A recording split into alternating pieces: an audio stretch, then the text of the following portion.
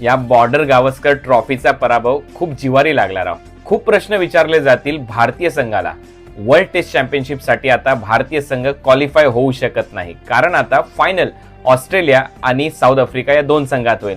याचाच अर्थ भारतीय संघ पुढील WTC सायकल सुरू करेल जून मध्ये इंग्लंड विरुद्ध 5 टेस्ट मॅचेससह. त्या अगोदर सगळ्यात मोठा प्रश्न, नवीन सायकल मध्ये भारतीय संघाचा कॅप्टन कोण असेल? काय तुम्ही रोहित शर्माला कॅप्टन आणि फलंदाज म्हणून एक सायकल देणार आहात? कारण रन्स आले नव्हते त्याच्या बॅटमधून या सिरीज मध्ये. तसेच या अगोदर न्यूझीलंड विरुद्धच्या 3 सामन्याच्या सिरीज मध्ये जिथे आपला व्हाईट वॉश झाला तिथेही रोहित शर्मा चांगला खेळला नाही.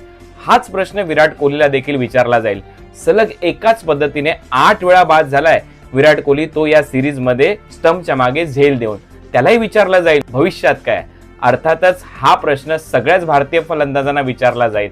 यशस्वी जयस्वाल व्यतिरिक्त कोणत्याच भारतीय फलंदाजाने धावा केलेल्या नाहीत. राहुलने सुरुवात खूप चांगली केली, नंतर तो सातत्य राखू शकलेला नाही. शुभमन गिलची जागा बदलली गेली, त्याच्याही धावा नाही आल्या. भरपूर प्रश्न विचारले जाणार आहेत भारतीय फलंदाजीवर.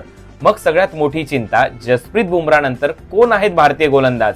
सेकंड इनिंग मध्ये जसप्रीत बुमराह नव्हता, पण विकेट आल्या, पण कधी वाटलंच नाही भारतीय गोलंदाजी प्रभावी आहे. असे खूप प्रश्न विचारले जातील. तुमच्या मनात काय प्रश्न आहेत कॉमेंटमध्ये नक्की विचारा. धन्यवाद.